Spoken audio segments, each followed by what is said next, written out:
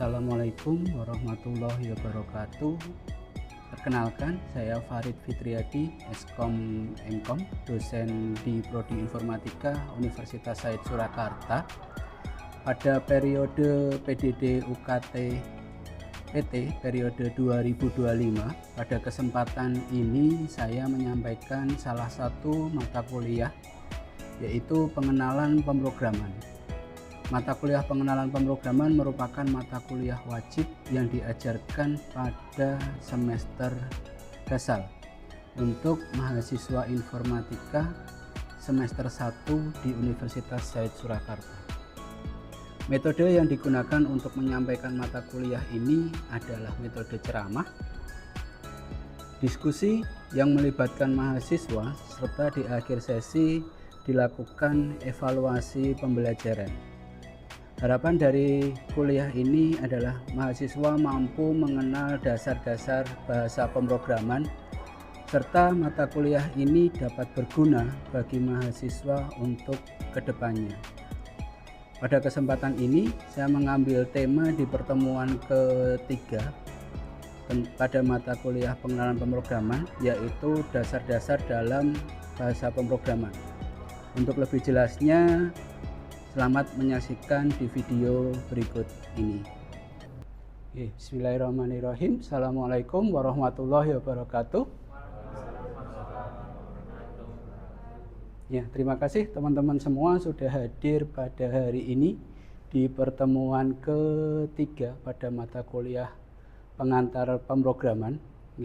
Sebelum kita mulai perkuliahan hari ini, sama seperti biasanya, monggo kita berdoa bersama agar diberikan keselamatan, kemudahan, dan apa yang kita pelajari bersama hari ini dapat bermanfaat bagi diri saya pribadi dan buat teman-teman semua. Oke, berdoa menurut keyakinan masing-masing, saya persilahkan.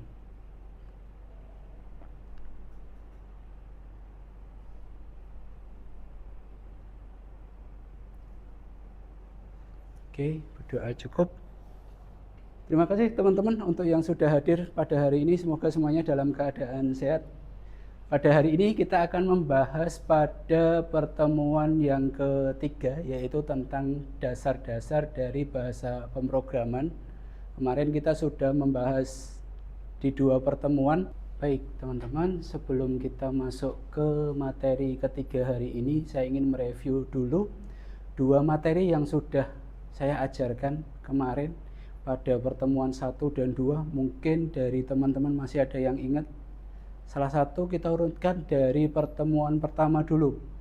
Siapa yang masih ingat bisa angkat tangan? Saya, Pak. Oke, silahkan Mas Alfian. Pada pertemuan pertama kemarin kita membahas tentang apa? Bisa dijelaskan? Pada pertemuan kemarin kita membahas software dan hardware, Pak. Oke, bisa dijelaskan tentang software itu apa, hardware itu apa? Setahu saya, software berupa program atau aplikasi yang tidak memiliki bentuk fisik dan berfungsi untuk mengontrol dan mengatur kerja dari hardware, Pak. Lanjut. Contoh sistem operasi seperti Windows, Linux. Kalau aplikasi seperti Microsoft Word dan Adobe Photoshop. Dan hardware, Pak. Oke, untuk hardware bisa dijelaskan Mas? Hardware berupa komponen fisik dari komputer yang dapat disentuh dan dilihat. Merupakan perangkat yang menjalankan software untuk melakukan tugas tertentu. Contoh barang seperti CPU, RAM, hard disk, dan sebagainya, Pak. Oke, baik. Untuk teman-teman yang lain, benar untuk pertemuan kemarin kita membahas tentang itu? Oke. Oke, pada pertemuan pertama kemarin kita membahas tentang software dan hardware, teman-teman. Lanjut untuk yang masih ingat tentang pertemuan kedua. Oke. Ya, Mbak Mayang, silakan. Untuk pertemuan kedua kemarin kita membahas tentang apa? Untuk pertemuan yang kedua kemarin itu kita membahas mengenai jenis-jenis kode atau bahasa pemrograman. Oke, bisa dijelaskan Mbak bahasa pemrogramannya ada berapa aja? Untuk yang pertama itu sebelumnya berangkat dari bahasa C dulu yang merupakan induk dari atau ibu dari bahasa pemrograman lainnya.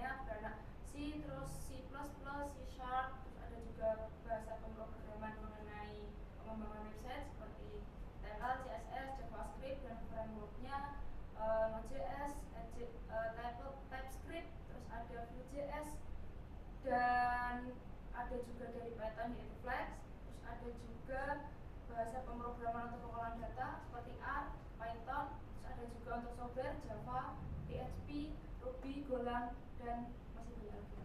Oke, terima kasih Mbak Bayang. Untuk pertemuan kedua, betul nggih teman-teman, kemarin kita membahas tentang bahasa pemrograman? Iya, betul. Oke, terima kasih Mbak Mayan. Silahkan duduk kembali. Setelah kita mereview pertemuan 1 dan 2, pada hari ini kita akan melanjutkan pada pertemuan ketiga, yaitu tentang dasar-dasar dari bahasa C. Nah, bahasa C atau programming C itu dikembangkan di Bell Lab pada tahun 1972, teman-teman semuanya. Itu ditulis pertama kali oleh Brian Wilson, Kennington, dan Dennis Ritchie. Bahasa C merupakan bahasa tingkat menengah, yaitu di antara bahasa tingkat tinggi dan tingkat rendah yang biasa disebut dengan bahasa tingkat menengah. Nah, pada gambar di samping ini beliau adalah Bapak Dennis Ritchie selaku pengembang atau penemu pertama dari bahasa pemrograman C.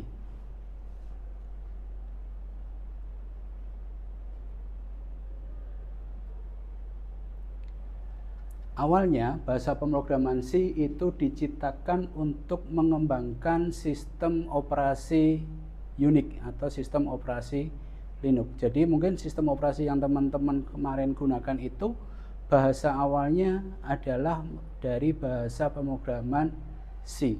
Selain digunakan sebagai dasar pengembangan sistem operasi Unix ataupun Linux, bahasa pemrograman C ini juga digunakan untuk pengembangan sistem operasi, driver hardware, kemudian ada embedded system, dan juga digunakan untuk pengembangan game model 3D atau game model 3 dimensi. Nah, ini merupakan bahasa C itu walaupun bahasa yang paling lama ya mungkin, tapi sampai sekarang itu fungsinya atau manfaatnya masih bisa dirasakan. Dan bahasa C ini merupakan fondasi awal dari pengembangan bahasa-bahasa pemrograman yang selanjutnya. Selanjutnya, pengembangan dari bahasa C itu ada C++. Di sini pengembangannya adalah dari Bapak Jarne Strostrup. Siapa itu? Kita cek untuk biodatanya. Beliau adalah seorang ilmuwan komputer dan profesor di bidang ilmu komputer di Universitas Texas. Dia dikenal lewat jasanya dalam mengembangkan bahasa pemrograman C++. Nah, ini adalah foto profil beliau, Bapak Jarne Strostrup, seorang ilmuwan komputer dan profesor di bidang ilmu komputer. Pada C++ ditambahkan konsep-konsep baru, kelas yang disebut dengan OOP, Object Oriented Programming, yang tujuan utamanya adalah mengelola program yang besar dan kompleks. Ya. Jadi C++ ini merupakan pengembangan dari bahasa C kemarin. Nah, ada lagi yaitu C#, itu juga merupakan pengembangan dari bahasa C. Apa perbedaan bahasa C dan bahasa C++? Bahasa C merupakan bahasa pemrograman prosedural, menyelesaikan atas suatu masalah dilakukan dengan membagi-bagi masalah tersebut ke dalam sub-sub masalah yang lebih kecil.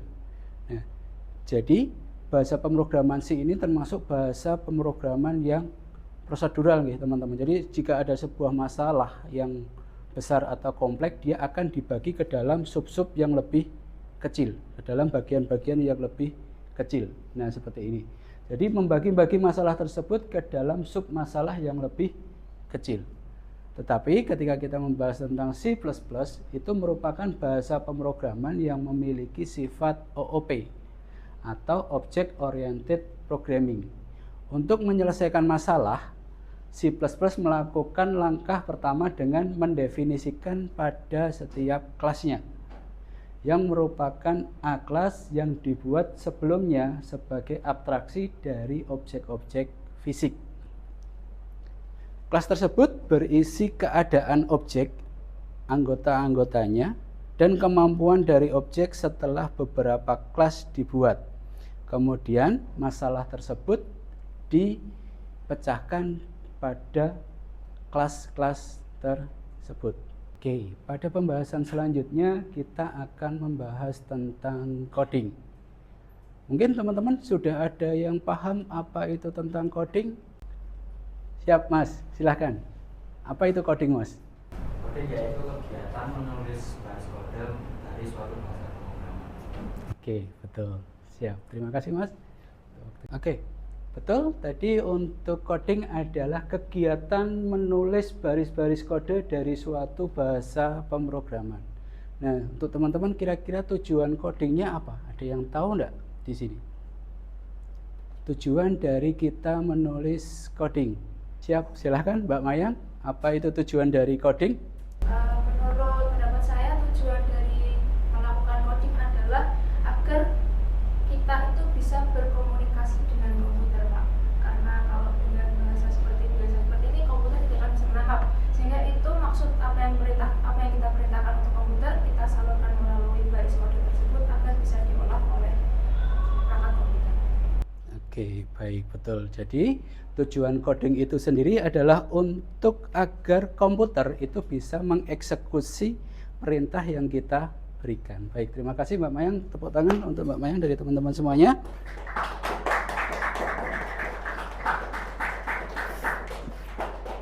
Oke, untuk materi yang berikutnya yaitu adalah tentang sintak. Apa itu sintak? Adalah aturan yang mendefinisikan kombinasi penulisan karakter yang benar dalam sebuah bahasa pemrograman. Kemudian selain sintak, ada lagi juga istilahnya dalam bahasa pemrograman yaitu tentang semantik. Apa itu semantik? Yaitu makna dari kode-kode yang telah teman-teman tulis tadi, itu dia mempunyai makna atau arti. Nah, itulah yang disebut dengan semantik. Nah, jadi deskripsinya adalah makna dari rangkaian kode yang ditulis.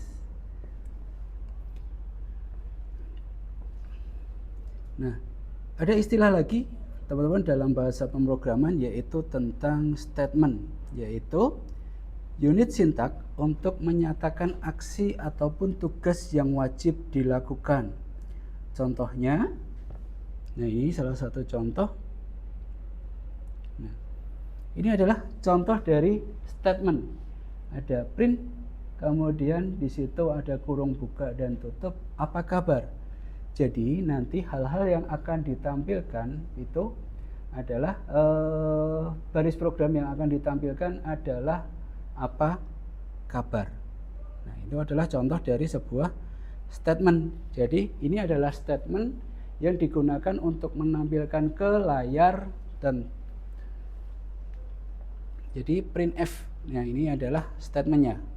Lanjut untuk contoh statement berikutnya, yaitu var y sama dengan 10. Di sini adalah contoh statement untuk membuat sebuah variabel y. Ada istilah lagi tentang expression, yaitu entitas sintak yang menghasilkan sebuah nilai. Expression ini sendiri terdiri dari konstanta, variabel, fungsi, dan operator. Contoh dari expression, X plus 1 merupakan ekspresi menjumlahkan X dengan angka 1.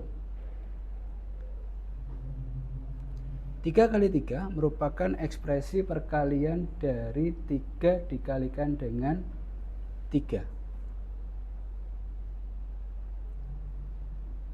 Nah, kemudian ada SQRT 81. Nah, ini adalah sebuah contoh ataupun ekspresi untuk menghitung dari akar kuadrat. Baik, untuk materi berikutnya yang akan kita bahas yaitu tentang compiler, teman-teman. Apa itu compiler? Yaitu dia adalah tools dalam pengembangan aplikasi dan program komputer. Dengan compiler, perintah programmer ini dapat dijalankan ataupun dapat dieksekusi oleh si komputer. software komputer yang merubah kode sumber atau source code program pada bahasa pemrograman menjadi kode objek atau bahasa mesin yang dikenali oleh mesin komputer, kemudian dieksekusi. Oke, berikut ini adalah contoh gambaran dari compiler itu sendiri, di mana kode program atau source code, kemudian dia dikompil, kemudian dia dikenali oleh bahasa mesin. Ini gambarannya untuk alurnya.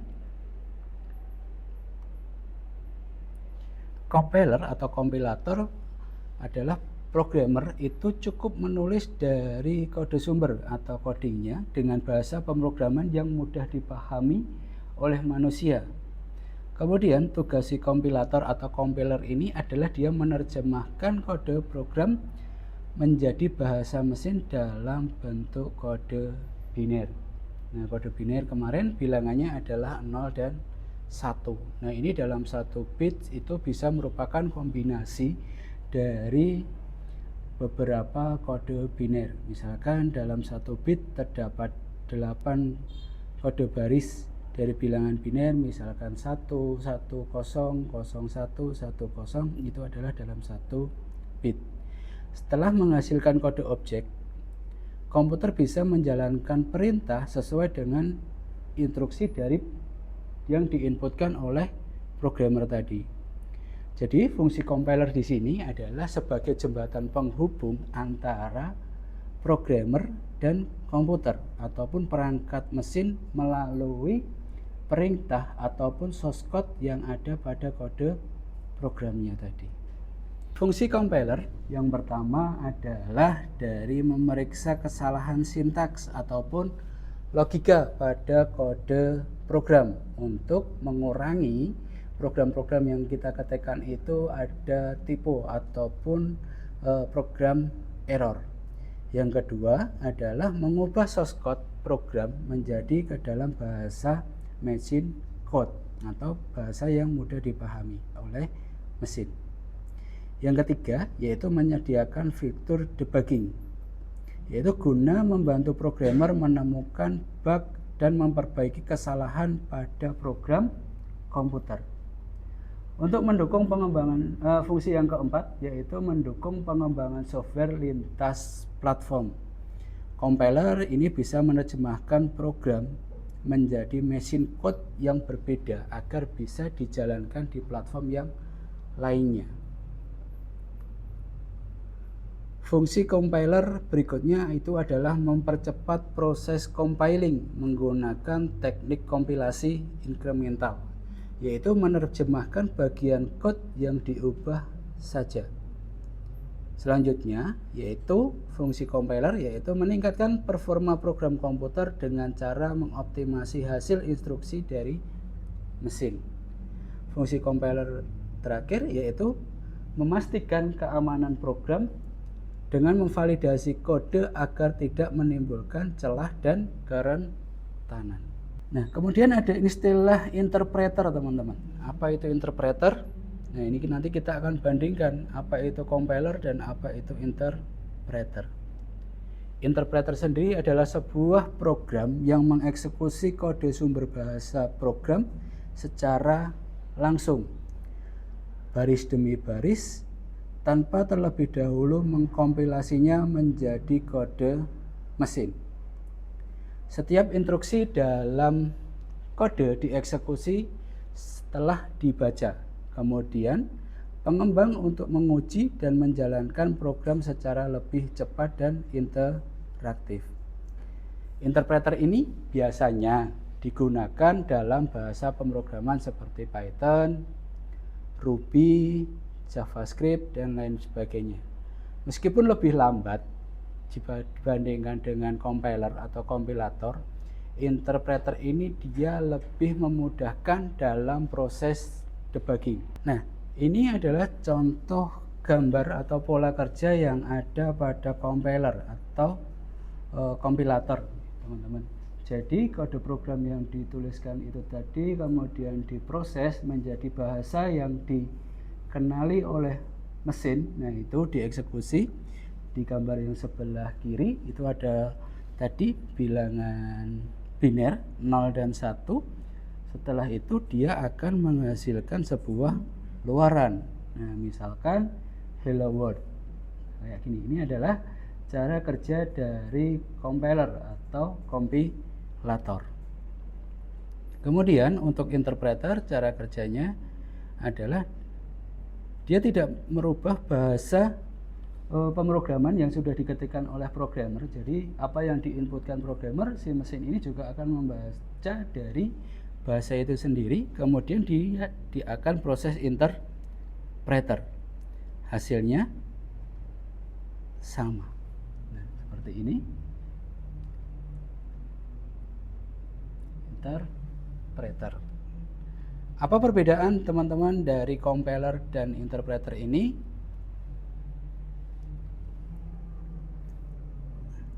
Compiler itu dia siap untuk dijalankan secara langsung, tapi dia tidak lintas platform. Kelebihannya untuk compiler dia prosesnya lebih cepat, tapi tidak fleksibel untuk kekurangannya. Kemudian pada compiler juga source code tidak terlihat, tapi dia memerlukan beberapa langkah-langkah tambahan untuk kekurangannya. Kemudian pada interpreter dia mempunyai kelebihan adalah lintas platform. Kekurangannya adalah dia butuh interpreter atau penerjemah sendiri. Kemudian untuk interpreter ini dia lebih fleksibel, tapi proses atau eksekusinya dia lebih lambat jika dibandingkan dengan compiler. Untuk interpreter dia mudah untuk diuji, tetapi untuk source code-nya itu mudah diakses. Nah, pada compiler dan interpreter ini ada beberapa bahasa pemrograman yang berjalan di masing-masing ya, teman-teman. Jadi contohnya itu compiler itu contohnya dia adalah bahasa pemrograman C, C++, Objective-C. Kemudian untuk interpreter itu ada JavaScript dan PHP. Nah, ini ada yang campuran atau hybrid ya, itu ada Java, VB.NET, dan Python.